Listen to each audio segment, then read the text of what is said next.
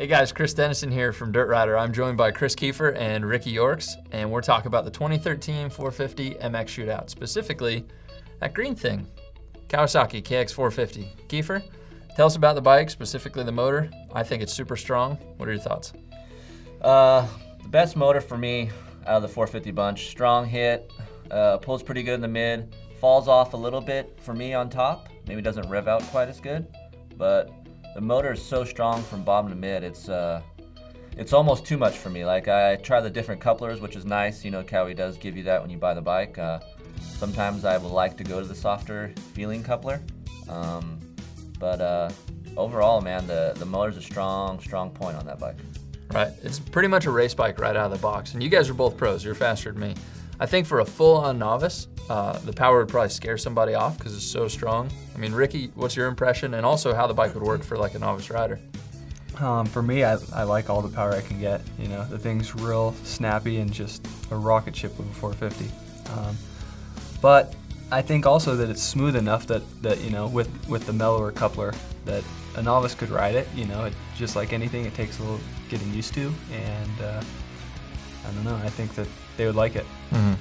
And before we start talking about the suspension, we got to rip on that thing for the pipe, man. The muffler is horrible. It's so stupidly loud, your ears bleed. I think Kawai's got to change it. It's bad for the sport. Kiefer, you could probably replicate the noise of a Kawai motor. It's like when you go to like the sand dunes or something on a Thanksgiving weekend, and you see the guy in the Metallica t-shirt and a bandana, and he has like a beer can taped to his silencer. Yeah. That's what it sounds like, and it's just like, it's just really bad when you rev it up. It's pretty bad. Yeah. Yeah. I think it's actually a little bit worse than what you just did, but that was pretty bad. Yeah.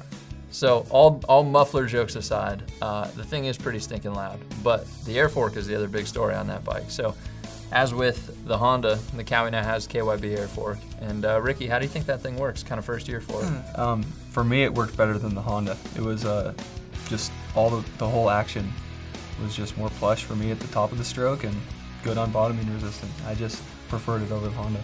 Yeah, I'm the same way. For me, the Kawai Fork works better than the Honda. I think it's a little bit more balanced front to back, but I'm also a rear wheel steering guy. And Kiefer, you have a little bit different opinion, right?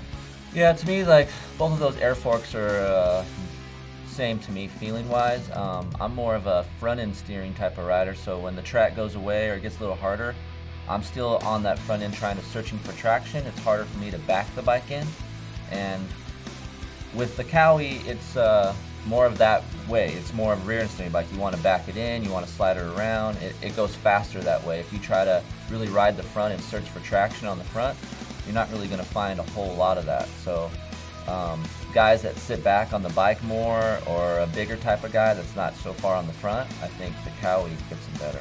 Yeah, I think for a guy like Ryan Villapoto, you watch him ride, he's over the back, he's pinning it, he's kind of low. You know, personally, I like how the bike stays hooked up on the shoulder knobs, the rear end doesn't step out or do anything weird. I mean, Ricky, tell us about the cornering of the bike too. Well, it doesn't corner quite as tight or feel like the Honda or the Suzuki, and the front wheel steering like Kiefer likes and is nimble. But the trade-off is you have gained straight line stability, which I personally would rather have. Mm-hmm.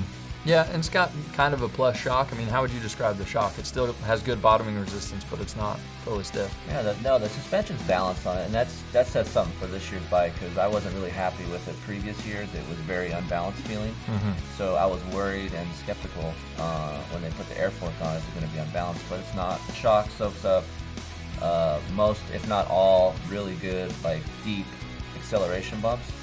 And like Ricky said, it is a very straight line stability bike. It goes where you want it to go, doesn't swap out. I think with that, what they did to the swing arm really helped the side-to-side action with it. So it's definitely a stable bike. You know, I'm the opposite of Ricky. I would like a bike to maybe corner a little bit better and maybe have a little less stability, because I like to make my time up in corners, you know. So there's differences in every bike, and so my choice would be more of a front-end steering feeling bike.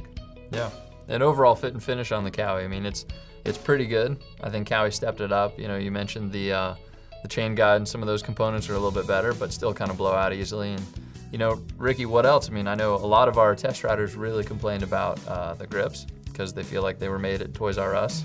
So anything else bug you about the bike?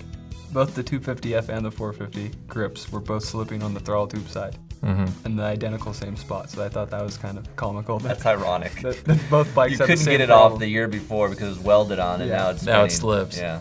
So yeah, I mean, I think they painted the side cases silver this year for the 13, which I think looks better than black because, you know, everybody knows in one lap of the black side cases they look like they're 10 years old.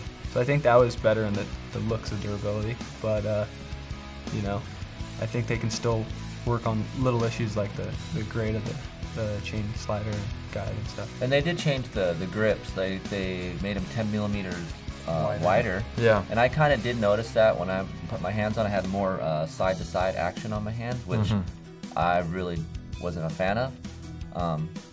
But, you know, durability has gone up a little bit. You know, the chain guides last a little bit longer. Last year it was 3 hours and they were melted through.